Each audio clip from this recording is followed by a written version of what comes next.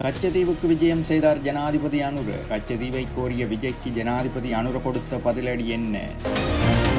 விடுதலை புலிகளின் தலைவர் வேலுப்பிள்ளை பிரபாகரனை தப்பிக்க வைக்கும் மஹிந்தவின் முக்கிய அறிவிப்பு. போரை முடிவுக்கு கொண்டு வந்ததாக கூறினாலும் போர் எவ்வாறு முடிவுக்கு வந்ததென தெளிவாக கூறுமாறும் சவால். கொழும்பில் நிகழ்த்தப்படும் திட்டமிட்ட குற்றச்செயல்களின் பின்னணியில் தமிழ் அரசியல்வாதி. ஜூலை 21 கொழும்பில் சிக்கிய நபரின் வாக்குமூலத்தால் வெளிவரும் தகவல்கள். வைத்தியசாலையில் இருந்து வீடு திரும்பிய பின்னர் ரணில் வெளியிட்டுள்ள முதலாவது காணொளி. ஆபத்தான நபரான கெகல்பத்ர பத்மே தொடர்பில் வெளியான பல திடுக்கிடும் தகவல்கள். போலீசாருக்கு தண்ணி காட்டித் திரியும் இசாரா சிப்பந்தி தொடர்பில் பத்மே குழுவினர் வெளியிட்ட அதிர்ச்சி தகவல். அரசியல் கைதிகளின் விடுதலையை வலியுறுத்தி கனடாவில் விடுதலை நீர் சேகரிப்பு. வவுனியாவில் புகையிரதத்துடன் வட்டாரக வாகனம் மோதி விபத்து. குழந்தை உட்பட 3 காயம். கோட்டபாயவின் பெயரை கேட்டால் எனக்கு அருவருப்பாக இருக்கிறது. தனது காணியை முறைகேடாக வேறொருவருக்கு வழங்கியதாக திடீரென தெரிவிக்கும் தேர. நடிகர் விஜய் தொடர்பில் நரேந்திர மோடிக்கு அனுப்பிய கடிதம். තලපෙති විජය කියන්නේ මොකෙද්ද මොන ගෙම්බෙක්ද මේක නළුවෙක් පමණයි. තලපෙති විජයට විරුද්ධව බාධා ලිපිය. ChatGPT பேச்சை கேட்டு தாயை கொலை செய்து தன்னுயிரையும் மாய்த்து கொண்ட நபர். வெளியாகும் திடுக்கிடும் தகவல்கள். யாழ்ப்பாணத்தில் நேற்று பல அபிவிருத்தி திட்டங்களை ஆரம்பித்து வைத்த ஜனாதிபதி அனுரகுமார திசாநாயக்க பிற்பகல் யாழ் ஊர்காவற்றுறை இறங்குதுறையிலிருந்து கச்சத்தீவுக்கு விஜயத்தை மேற்கொண்டார். ஜனாதிபதி இதன்போது கச்சத்தீவில் கண்காணிப்பை முன்னெடுத்திருந்தமை குறிப்பிடத்தக்கது. கடற்றொழில், நீரியல் மற்றும் கடல் வளங்கள் அமைச்சர் ராமலிங்கம் சந்திரசேகரன், பொதுமக்கள் மற்றும் நாடாளுமன்ற விவகார அமைச்சர் ஆனந்த விஜயபால மற்றும் வடக்கு கடற்படை தளபதி ரியர் அட்மிரல் புத்திக லியனகே உள்ளிட்டோரும் ஜனாதிபதியின் விஜயத்தில் பங்கேற்றிருந்தனர். மேலும் நேற்றைய விஜயத்தின் போது கச்சத்தீவை மக்களுக்காக பாதுகாப்பும் பொறுப்பை நிறைவேற்றுவேன் என்றும் எந்த செல்வாக்கிற்கும் அடிபணிய மாட்டேன் என்றும் ஜனாதிபதி அனுரகுமார திசாநாயக்க தெரிவித்திருந்தார். கச்சத்தீவை இலங்கையிடமிருந்து மீட்டுக் கொடுக்குமாறு தமிழக வெற்றிக் கழகத்தின் தலைவர் விஜய் இறுதியாக மதுரையில் நடந்த மாநாட்டில் உரையாற்றும் போது இந்திய பிரதமர் நரேந்திர மோடியிடம் கோரிக்கை விடுத்திருந்தார். இதனை அடுத்து இந்த விடயம் இலங்கை ஊடகங்களிலும் சமூக வலைதளங்களிலும் பேசுபொருளாக மாறியிருந்தது. விஜயின் இந்த உரைக்கு இலங்கையிலிருந்து அரசியல் தலைவர்களும் சமூக ஊடக பயனர்களும் தமது கண்டனங்களை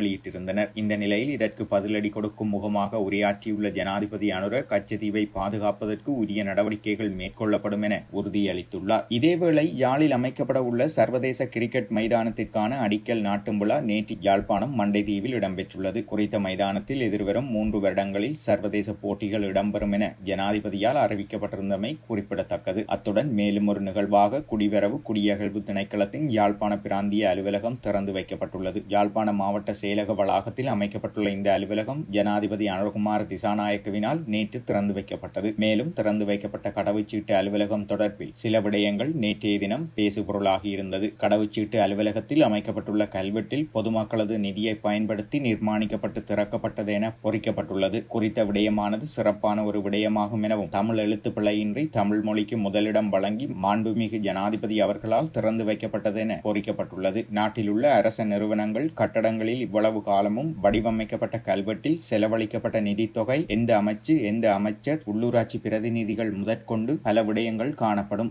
ஆனால் இந்த விடயங்களை தவிர்த்து குறித்த விடயம் வெளிப்படுத்தப்பட்டமையானது முக்கியத்துவம் பெற்ற ஒன்றாக மாறியுள்ளதாக நேற்றைய தினம் பலரது கவனத்தையும் பெற்றது. அத்துடன் மயிலிட்டி துறைமுகத்திற்கு 3ஆம் கட்ட அபிவிருத்தி பணிகள் ஜனாதிபதி அனுரகுமார திசாநாயக்கவால் ஆரம்பித்து வைக்கப்பட்டுள்ளது. மயிலிட்டி துறைமுகத்தின் 3ஆம் கட்ட அபிவிருத்தி பணிகளுக்காக 300 மில்லியன் ரூபாய் நிதி ஒதுக்கீடு செய்யப்பட்டுள்ளது. இந்த நிதி ஒதுக்கீட்டின் கீழான அபிவிருத்தி பணிகளே ஜனாதிபதியால் ஆரம்பித்து வைக்கப்பட்டமை குறிப்பிடத்தக்கது.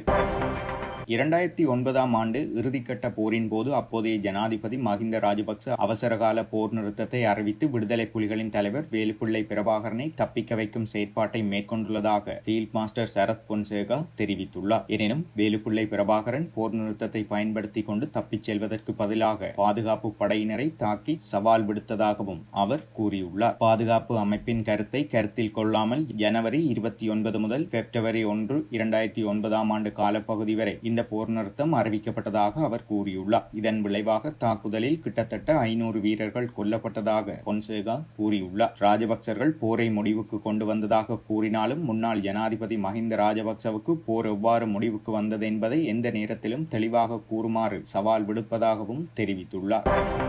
கொழும்பில் திட்டமிடப்பட்ட குற்றச் செயல்களில் ஈடுபடும் கும்பல்களுக்கு ஆயுதங்கள் வழங்கி வரும் தமிழ் அரசியல்வாதி ஒருவர் தொடர்பில் விசாரணைகள் நடைபெற்று வருவதாக சிரேஷ்ட போலீஸ் அதிகாரியான ரோஹான் உலுகல தெரிவித்துள்ளார். சிரேஷ்ட போலீஸ் அதிகாரிகள் மூவர் இணைந்து நடத்திய கலந்துரையாடல் ஒன்றிலேயே இவ்வாறு குறிப்பிட்டுள்ளார். மேலும் தெரிவிக்கையில் குறித்த தமிழ் அரசியல்வாதியின் பெயர் மற்றும் அரசியல் கட்சி தொடர்பில் தெரிவிக்க முடியாது. விசாரணைகள் நடைபெற்று வருவதால் அது வெளிப்படுத்த முடியாது. கடந்த ஜூலை 21 அன்று கிரிபத் கொடை போலீசாரால் கைது செய்யப்பட்ட ஒரு சந்தேக நபரால் தெரிவிக்கப்பட்ட தகவல்களுக்கு அமைய T56 ரக துப்பாக்கி 30 தோட்டாக்களுடன் 3 சந்தேக நபர்கள் கைது செய்யப்பட்டுள்ளனர். விசாரணையின் போது பெறப்பட்ட தகவல்களுக்கு அமைய வவுனியா செட்டிகுளம் பகுதியில் 86 குண்டுகள் மற்றும் பெரும் தொகை ஆயுதங்கள் கைப்பற்றப்பட்டன. இவை கொழும்புக்கு அனுப்ப திட்டமிடப்பட்டிருந்தவையாகும். நாங்கள் மேற்கொண்ட விசாரணைகளில் வவுனியாவில் தமிழ் கட்சியின் உள்ளூராட்சி சபை உறுப்பினர் என அறியப்பட்டுள்ளது. அவரும் பெரும் அரசியல்வாதிகளுடன் தொடர்பில் இருப்பதாக தகவல்கள் தெரிய வந்துள்ளன. இது தொடர்பில் விசாரணைகள் முன்னெடுக்கப்படுவதால் பல தகவல்கள் தெரிவிக்க முடியாதென அவர் தெரிவித்துள்ளார். முன்னாள் ஜனாதிபதி கோட்டபாய ராஜபக்ச தனது காணியை முறைகேடாக வேறொருவருக்கு வழங்கியதாக ஜனசித பெரமுன கட்சியின் தலைவர் பத்திரமுல்ல சீலரத்ன தேரர் தெரிவித்துள்ளார். பத்திரமுல்ல சீலரத்ன தேரர் மற்றும் ஒரு குழுவினர் நேற்று இந்திய உயர்ஸ்தானிகர் ஆலயத்திற்கு சென்று விஜயின் கச்சதீவு அறிக்கைக்கு எதிர்ப்பு தெரிவித்து பிரதமர் நரேந்திர மோடிக்கு கடிதம் ஒன்றை கையளித்துள்ளனர். அதன் பின்னர் ஊடகங்களுக்கு கருத்து தெரிவிக்கும் போதே அவர் இவ்வாறு தெரிவித்துள்ளார். தொடர்ந்து முறையாற்றிய அவர், கோட்டபாயவின் பெயரை கேட்டாலே எனக்கு அருவருப்பாக இருக்கிறது. பத்திரமுல்லையில் அமைந்துள்ள எனது சொந்தமான காணியை மண் போட்டு நிரப்புவதற்காக அன்று ஒரு கடிதம் கொடுத்தேன். குறித்த இடத்தில் வீதி செல்வதால் அதை நிரப்ப முடியாது என்று சொல்லிவிட்டார். அவர் பண்டிதர் போல செயற்பட்டார். இன்று அந்த காணி மண் போட்டு நிரப்பப்பட்டு வீடுகள் கட்டப்பட்டுள்ளன. எனக்கு முடியாது என்று சொல்லிவிட்டு வேறொருவருக்கு வழங்கிவிட்டார். எமது காணியை எமக்கு எடுத்துக்கொள்ள முடியாமல் போய்விட்டது. நான் இதை கோபத்திற்கு சொல்லவில்லை. சிங்கள மக்களுக்கு சேவை செய்யத்தான் வந்ததாக கூறினார். ஆனால் அவர்களை அவரை அடித்து விரட்டினர். மஹிந்த மற்றும் ரணில் எனக்கு காணி தருவதாக சொன்னார்கள். நான் வேண்டாம் என்றேன். எங்களின் காணியை எனக்கு தர மறுத்தவர் கோட்டபாயவை நான் நல்லவர் என சொல்ல மாட்டேன் என அவர் தெரிவித்துள்ளார்.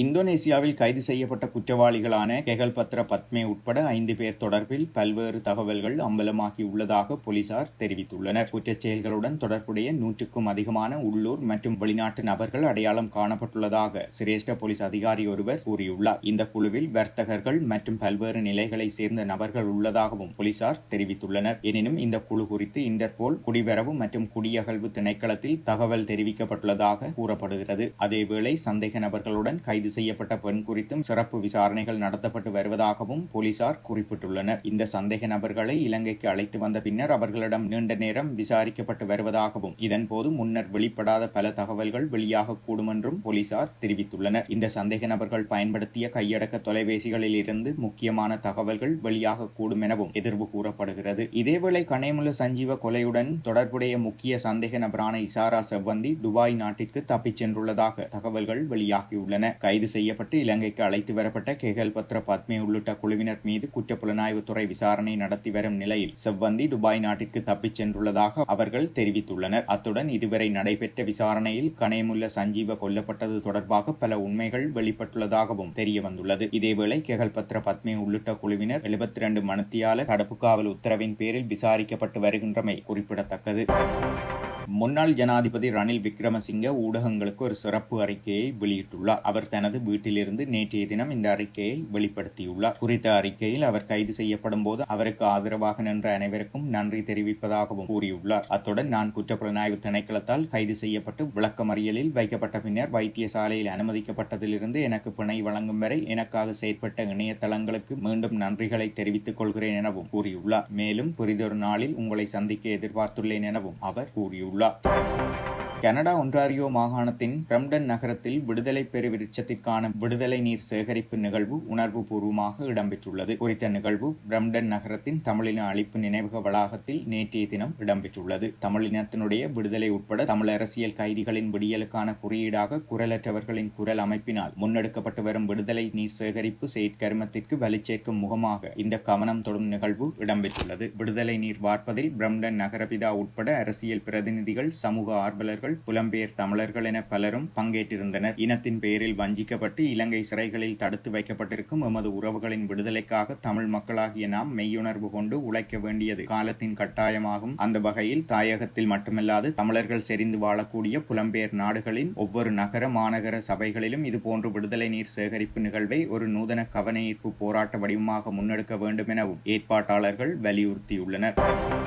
கொழும்பிலிருந்து யாழ்ப்பாணம் நோக்கி சென்ற தொடரூந்தானது வவுனியாவில் பட்டாரக வாகனத்துடன் மோதி விபத்துக்குள்ளானதில் 3 காயமடைந்து வைத்தியசாலையில் அனுமதிக்கப்பட்டுள்ளதாக போலீசார் தெரிவித்தனர். குறித்த சம்பவமானது நேற்று மாலை 3:30 மணியளவில் இடம்பெற்றுள்ளது. கொழும்பிலிருந்து சென்ற தொடரூந்து மாலை 3:30 மணியளவில் வவுனியா மன்னார் வீதி தொடரூந்து கடவையை கடக்க முயன்ற போது அந்த வீதியால் வந்த பட்டாரக வாகனத்துடன் மோதி விபத்துக்குள்ளாகியது. குறித்த விபத்தில் பட்டாரக வாகனம் தொடரூந்துடன் மோதி தூக்கி வீசப்பட்ட நிலையில் அதில் பயணித்த தாய், தந்தை, மகள் என ஒரே குடும்பத்தை சேர்ந்த 3 காயமடைந்து வவுனியா வைத்தியசாலையில் அனுமதிக்கப்பட்டுள்ளனர். இதன் காரணமாக குறித்த வீதி பகுதியில் சுமார் அரை மணி நேரத்திற்கு மேலாக தொடரூந்து தரித்து நின்றமையால் வவுனியா மன்னார் வீதி போக்குவரத்துகள் பாதிப்படைந்தன. குறித்த தொடரூந்து கடவைக்கு ஒலி சமிக்ஞை கிடைக்கப்பெறாமையால் தொடரூந்து கடவை மூடப்பட்டிருக்கவில்லை எனவும் இதன் காரணமாகவே குறித்த விபத்து ஏற்பட்டுள்ளதாகவும் சம்பவத்தை நேரில் பார்த்தவர்கள் தெரிவித்துள்ளனர். ChatGPT எனும் தொழில்நுட்ப செயலியின் அறிவுரையின் கீழ் நபர் ஒருவர் தனது தாயை கொலை செய்துவிட்டு தானும் உயிர் மாய்த்து கொண்ட சம்பவம் ஒன்று அமெரிக்காவில் பதிவாகியுள்ளது. உளவியல் பிரச்சனையால் பாதிக்கப்பட்ட அமெரிக்காவின் முன்னணி நிறுவனம் ஒன்றின் முகாமையாளராக பணியாற்றி வந்த நபர் இந்த விபரீத முடிவை எடுத்துள்ளார். ChatGPTக்கு பெயரிட்டு பல மணி நேரங்கள் அவர் உரையாடி வந்துள்ளமை விசாரணைகளின் போது தெரிய வந்துள்ளது. இந்த உரையாடல்களை அவருடைய இன்ஸ்டாகிராம் மற்றும் யூடியூப் தளங்களிலும் பதிவிட்டு வந்துள்ளார். ChatGPT இவருடைய மனநோயை மேலும் மோசமாக்கி உள்ளது என்பது இந்த உரையாடல்கள் மூலம் தெரிய வந்துள்ளதாகவும் கூறப்படுகிறது. அவருடைய தாய் அவருக்கு மனநோய்க்கான மருந்தை வழங்கி கொலை செய்ய திட்டமிட்டுள்ளதாக ChatGPT பரிந்துரைத்துள்ளது. இதன் விளைவாகவே அவர் தனது தாயை கொலை செய்துவிட்டு தானும் உயிரை மாய்த்து கொண்டுள்ளதாகவும் தகவல்கள் தெரிவிக்கின்றன.